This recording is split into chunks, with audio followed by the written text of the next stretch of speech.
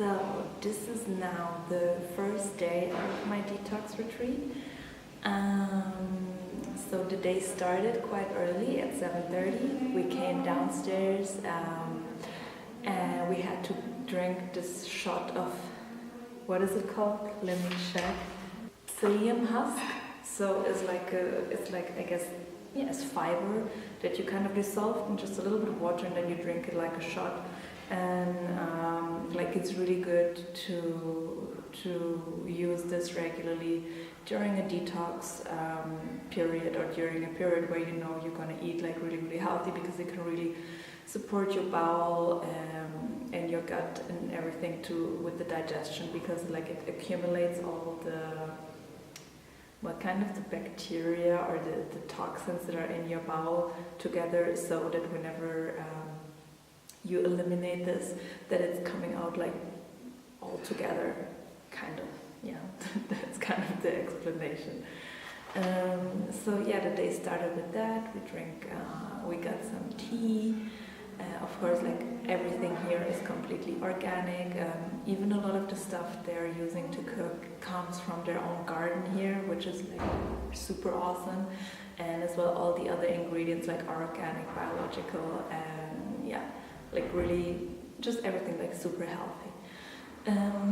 So after that tea at 8 o'clock, we started with a yoga session, which was about 1.5 hours, I'd say. So that entailed like asana, so doing the postures. Then we had a breathing session where we did like different breathing techniques, and afterwards we did a little meditation and relaxation session. So that was like really nice. After the yoga session, we got breakfast. Breakfast was as well super healthy. Was completely raw. Yet again, it was a green juice. The juice was made out of, what was it again? Cucumber, spinach, and apples. Of course, everything here is as well done with a slow masticating juicer and not those centrifugal juicers, because otherwise, again, like I was saying in the video before, you lose the enzymes. And to eat, we had like 2 different kind of smoothies together, and mixed with, what was it? I think some sort of cereal, like sprouted cereal, something like that, if I remember right. But it was super delicious. After that, we had an hour to ourselves, like just to relax a bit and to do whatever we felt like doing. And then we had a workshop on detoxing your mind, because I mean, obviously here in this retreat we focus on detoxing our body, but detoxing the mind is just as important as detoxing your body. So like kind of what it entails to detox your body. And so there was something like really interesting that I learned. I had no idea about this. So that first of all, like to detox your mind, I mean to get all the noise that is going on in our head constantly, like to let it calm down. Obviously one really important thing is breathing. Our pulmonary capacity, like for a normal human being, usually is about 6 liters. And during the day, we only use about 25% of that capacity, which I thought was already really interesting. And as well, I learned that the number of times we breathe per minute are proportional with our longevity. It's like that you spell it, that you say it, longevity? Yeah, I think so. So a normal, like adult human being is breathing about 16 times per minute. Then a dog, for example, is breathing about 34 times. So a dog usually, I don't know, let's say gets between 12 to 15 years old, a human being around 80 years old. And then a turtle, for example, breathes about 4 times per minute. And yeah, I mean, you know, turtles, they can get up to 200 to 400 years old. So that's like how he explained how this works with the proportion. So that means if you are someone that is like very stressed, suffers from anxiety, you're breathing even more than 16 times per minute. That means that will have an effect on your longevity. So that means that's why breathing is that important, because breathing can calm down your mind. So obviously something like meditation is super helpful. Since breathing, the number of times we're breathing is proportional with the longevity, that means if we're stressed, then as well our longevity is going down. So what that kind of means that breathing is like the most important thing we're doing in our lives. So obviously that's something that we should definitely focus on to, and not just forget about it. I mean, because we're getting so stressed that like we tend to forget about breathing, like we don't even realize like how much we breathe or how shallow we are breathing. So next time when you're stressed, try to calm down your mind, like try to do a little bit of meditation, or just try to some breathing exercises, like really breathing in and then holding it a bit, and then breathing out again slowly, so that like your breath is calming down again. The best thing you can do to detox your mind is meditation. And meditating doesn't mean necessarily that your mind has to be completely empty, because many people, they think they're trying meditation, and whenever the first time, the second time, or the third time they're really realizing, oh, I cannot just calm my mind down, then they're just giving up on it, and they think, oh, I cannot meditate. But that's not really how it works. Like, meditation is a practice of years and years and years until you're actually able to shut off the thoughts of your mind. So, I mean, obviously there's not just a switch that you can press so that your thoughts are shutting down. So that's something that you need to practice and practice and practice and practice. Like, here, persistence is really the key. I am, for example, meditating at least 5 times per week, between 15 to 20 minutes. And I'm doing a variation. So I'm having, for example, an app that I'm using. It's called Calm.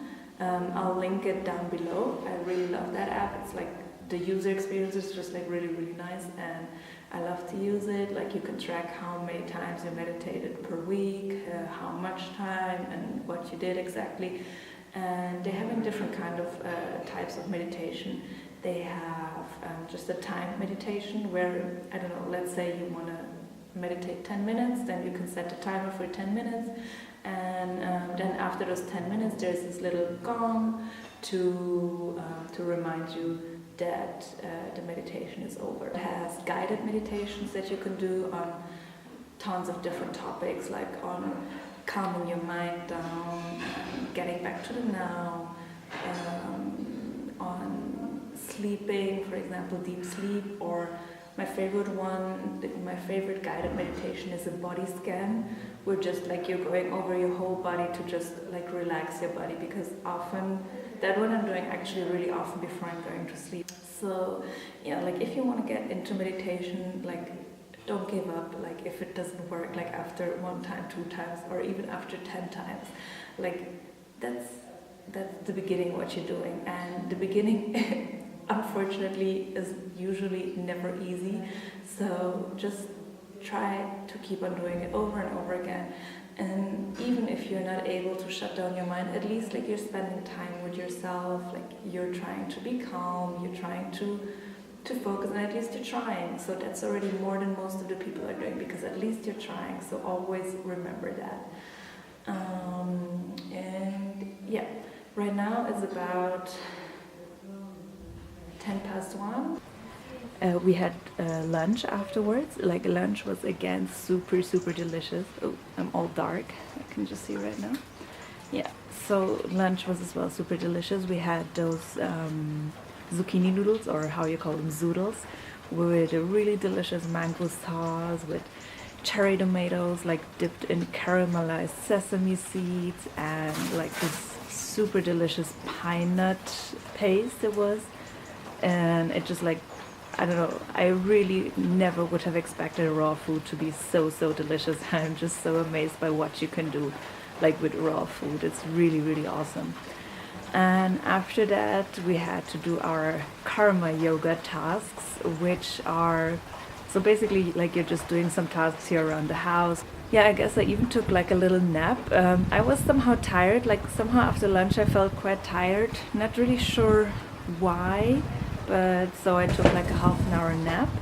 And after that we had another workshop that was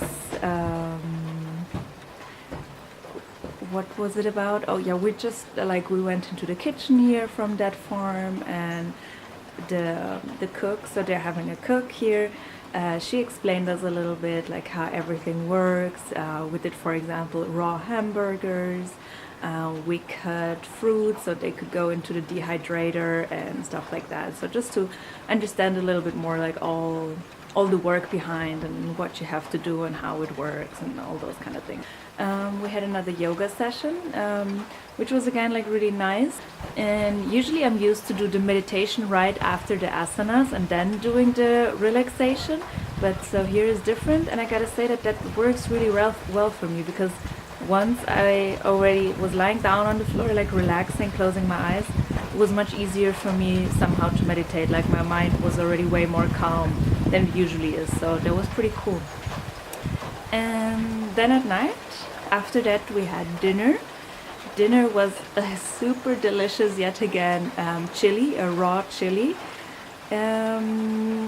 with like, it had lentils, it had celery, it had pepper, it had like, it was a little bit spicy as well, but it was really good, honestly, like super delicious the food here.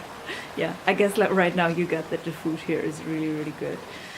And yeah, after that came something as well that I was quite impressed about. We watched a documentary about fish and how fish is being raised, you know, in those like huge fish farms. It was very interesting. I guess as well it was a little bit of a naive point of view that I had previously on eating fish, so this documentary definitely helped to clear up my mind, kinda. So definitely worth watching it if as well like you're thinking of reducing your animal product intake in your diet. If you have any sorts of questions like how it works, what they're doing here, or who can do a detox retreat or whatever, like just write the questions down below under the info box. And of course, if you like this video, give me a thumbs up and subscribe to my channel. See you soon for day 2 of the detox retreat.